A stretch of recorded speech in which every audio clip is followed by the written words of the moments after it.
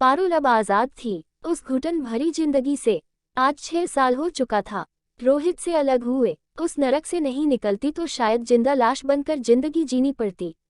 यही सब सोचते हुए ट्रेन में पारुल सफर कर रही थी अपने बेटे के साथ, जिसका नाम था ईशान। दोनों माँ बेटे हंसते खेलते हुए नानी के घर जा रहे थे। आज पारुल खुश तो थी पर वह हादसा उसे रोज याद आता। निकल तो गई उस नरक से, फिर भी वह घटना सोच उसका दिल दहल जाता। माता पिता की इकलौती बेटी, शादी भी बड़े ही उल्लास के साथ हुआ 5 स्टार होटल में 2000 लोगों के बीच, मानो किसी सेलिब्रिटी की शादी हो रही हो।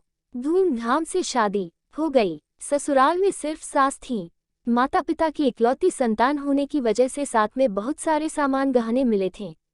सामान की कोई कमी नहीं थी। पारुल भी सपने संजोए ससुराल की दहलीज पर कदम रखी। रोहित और पारुल की जोड़ी खूबसूरत लग रही थी। सास पारुल को बहुत प्यार करती थी, बेटी की तरह मानती थी। शादी के बाद सब कुछ ठीक चल रहा था। अचानक शादी के कुछ दिन बाद सब कुछ बदलना शुरू हो गया। रोहित अपने बिजनेस में काफी बिजी रहने लगा। माँ पूछती तो कहता, अरे माँ, बिजनेस में काम बहुत बढ़ गया है आजकल। मैं जल्द ही कुछ बड़ा काम करने वाला हूँ, आप टेंशन ना लें, बस काम शुरू हो जाए एक बार, तब सब समय पर होगा, कहकर निकल जाता। ऐसे ही करते करते कुछ महीने बीते। उस दिन रोहित घर जल्दी आ गया और मुंह बनाकर बैठा रहा।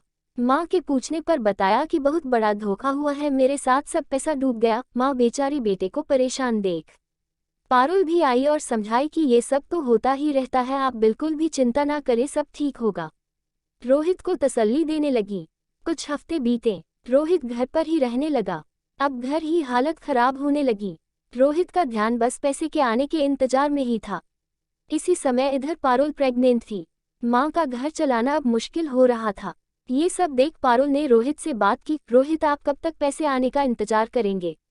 एक काम कीजिए, आप जॉब ढूंढ लीजिए, तब तक घर की स्थिति ठीक नहीं। रोहित, ये तुम क्या कह रही हो? मैं और नौकरी कभी नहीं, मैं किसी के अंडर काम करने वालों में से नहीं।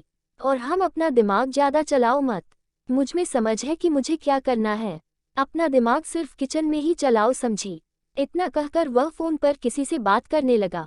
अब रोज टोकने से घर का माहौल खराब होते जाता। पारुल से झगड़ा ही हो जाता और माँ को जवाब दे देता रोहित। माँ ने समझाया कि बहू, इसको समझाने से घर की शांति भंग होती है। ये अपने गम में डूबकर घर की स्थिति को नहीं समझ रहा। रोज बहसबाजी होती है जो तुम्हारे स्वास्थ्य के लिए ठीक नहीं। तुम्हारा स्वास्थ्य रहना अभी जरूरी है, माँ समझा रही थी। घर में दोनों औरतें परेशान थीं। पारुल ने सास से कहा, माँ क्यों न मैं पापा से बात करूं, कुछ हेल्प मिल जाएगी। माँ, नहीं बेटा, ये सब बात करके हम समधी जी को परेशान नहीं कर सकते, अच्छा नहीं लगेगा। हम कुछ सोचते हैं कि कैसे क्या किया जाए। पारुल को भी माँ की बात ठीक लगी। फिर दोनों अपने अपने काम में लग गईं। अचानक डोर बेल जोर जोर से बजने लगी। पारुल तेजी से दरवाजे तक गई। दरवाजा खोला तो देखा रोहित शराब पीकर दरवाजे पर झूल रहा है। वो माँ चिल्लाए, इतने में माँ भी आई। माँ, हे भगवान, यही दिन देखना रह गया था। फिर दोनों माँ और पारुल ने रोहित को किसी तरह अंदर लेकर आईं।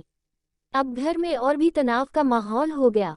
रात भर माँ सोई नहीं, उनके साथ पारुल भी जगी रही। सुबह होते ही माँ ने रोहित को बुलाया और डांटना शुरू किया। रोहित माँ के साथ बहसबाजी शुरू करने लगा। उसके बाद माँ की तबीयत बिगड़ने लगी। ये देख पारुल रोहित पर झल्लाते हुए कहा, आपको दिखाई नहीं देता कि माँ की तबीयत खराब हो रही है? एक तो गलती करते हैं, ऊपर से घर पर आकर झगड़ा करते हैं। आपका दिमाग खराब हो गया है क्या? आकर रोहित दे जोर का थप्पड़ मारा। थप्पड़ इतना जोर का था कि पारुल वहीं गिर गई। माँ उठकर पारुल के आगे खड़ी हो गई। माँ, चुप कर दरिंदे, पीछे हट। हाथ कैसे उठाया तूने, वो भी जब यह माँ बनने वाली है?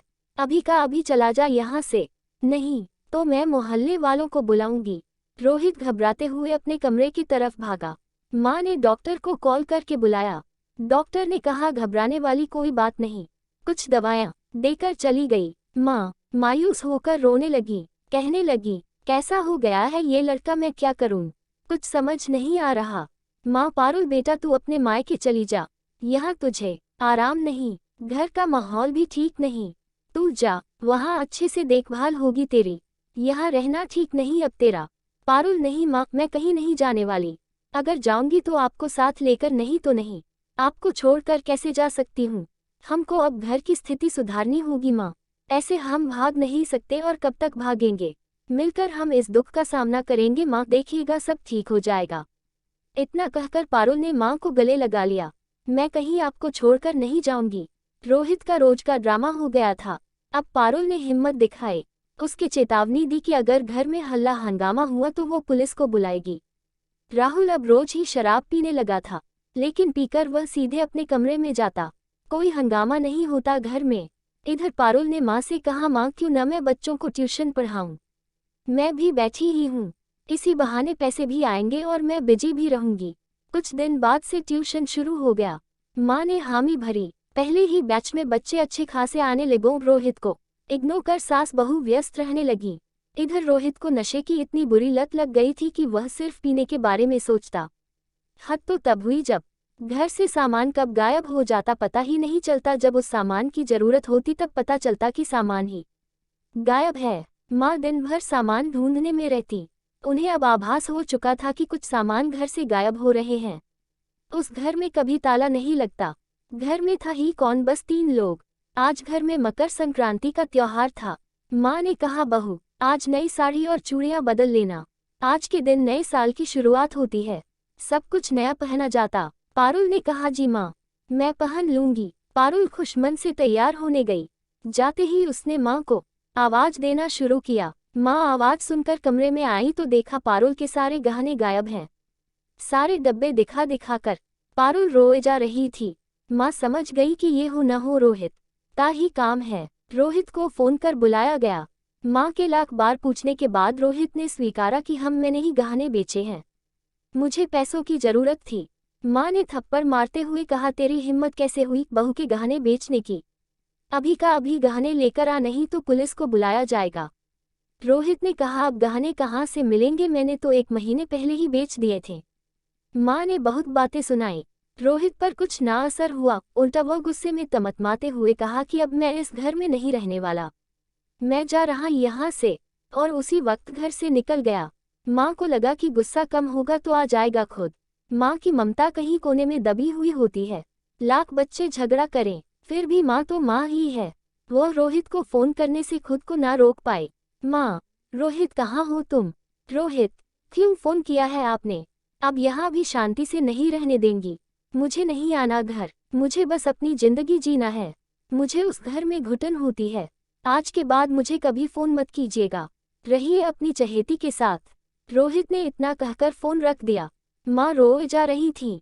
पारुल, क्यों आपने फोन किया था? माँ जानती ही है कि वह अब कोई बात नहीं सुनने वाले, उल्टा भला बुरा कहकर हमें दुखी करेंगे। आपने इतना इंतजार किया, उनको कोई फिक्र नहीं, कोई चिंता नहीं, कोई जिम्मेदारी नहीं उठाना चाहते। गया वो जमाना माँ, हम रोकर गिड़गिड़ा कर उनको बुलाएं। आ भी जाएं तो क्या होगा, फिर वही रोज रोज का तमाशा। कुछ दिन छोड़ दीजिए, खुद व खुद रास्ते पर आ जाएंगे। मैं अभी आपको संभालने के लिए। इतना कहकर पारुल ने माँ को संभाला। पारुल ने ट्यूशन के साथ कुछ और भी काम शुरू किए। माँ की मदद से उसने अचार का बिजनेस शुरू किया। एक्स्ट्रा कंप्यूटर क्लास लेने लगी। अब घर की स्थिति ठीक होने लगी। थोड़े दिन में माँ बहू ने मिलकर लघु उद्योग शुरू किया। इसके लिए उन्होंने कुछ महिलाओं को भी उन्होंने शामिल किया। उनकी मदद से बिजनेस बढ़ने लगा। पूरा दिन तू अपने आप को व्यस्त रखती है, जिसका हमें समय आ गया पारुल की डिलीवरी का। माँ ने समझाते हुए कहा, देख बेटा, समय आ गया है, थोड़ा सावधानी बरतना होगा। अब तू थोड़ा आराम कर। इंतजार था, वह समय आ गया। पारुल को दर्द का आभास हुआ तो उसने माँ को बताया कि माँ अब हॉस्पिटल जाना होगा। माँ और कुछ औरतें मिलकर पारुल को हॉस्पिटल ले गईं। वहां जाते ही पारुल ने बेटे को जन्म दिया। बेटे को देखते ही माँ खुशी से रोहित को फोन किया, रोहित कहाँ हो बेटा, तू बाप बन गया। पारुल ने बेटे को जन्म दिया है, अब पारुल ठीक है। रोहित, हो अच्छा, वो मरे चाहे जिए मुझे कोई फर्क नहीं पड़ता। और अच्छा है, रहिए आप अपने बहू और पोते के साथ, क्या पता किसका बच्चा है।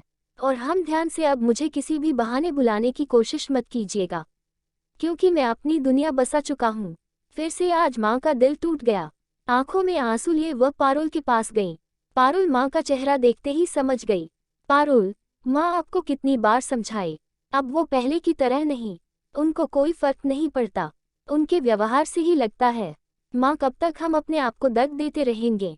संभालिए अपने आप को और देखिए आपका पोता आ गया है, अब दिन भर आपको दौड़ाते रहेगा, खुश नहीं है आप, देखिए अपने पोते को। इतना कहकर पारुल ने माँ को अपनी ओर खींचते हुए कहा, माँ अब यही है हमारी दुनिया, और मैं हूँ आपका सहारा, बहू नहीं बेटी हूँ आपकी, और गले से लगा लिया, आपकी और गले से लगा लिया। माँ और पारुल की आंख नम थी। कुछ दिन बाद माँ ने निर्णय लिया कि ऐसे बंधन से पारुल को आज़ाद कर दूं जिसका कोई वजूद ही नहीं, आखिर कब तक ऐसे जिंदगी जिएगी, पूरी उम्र है अभी बच्ची की, क्यों न मैं डाइवोर्स दिलवा दूं। इसके लिए उन्होंने पारुल के माता पिता से बात की और सब कुछ समझाया। पारुल के माता पिता बहुत दुखी हो गए, फिर भी उन्होंने पारुल की सास का सम्मान किया। आखिर वही है जो पारुल की छाया बनकर, ढल बनकर उसके साथ खड़ी रही। बात तलाक तक आ गई। रोहित से बात किया गया, वह भी यही चाहता था, पर पारुल माँ को अकेले नहीं छोड़ना चाहती थी, इसलिए वह घबरा रही थी। माँ ने समझाया कि हमारा रिश्ता माँ बेटी का है और तुम मेरे साथ ही रहोगी, ऐसा कोई कानून नहीं जो हमें अलग करे, तू मेरे साथ रहेगी और आगे की अपनी जिंदगी जिएगी, खुलकर जिएगी। मेरा अब मेरे बेटे से कोई रिश्ता नहीं, कोई जाएगा इस घर से तो वही, तू नहीं। कुछ दिन बाद तलाक हुआ। अब पारुल आज़ाद थी, उस बेमतलब के रिश्ते से, उस घुटन भरी जिंदगी से। माँ और बेटे के साथ जिंदगी अच्छे से चल रही थी।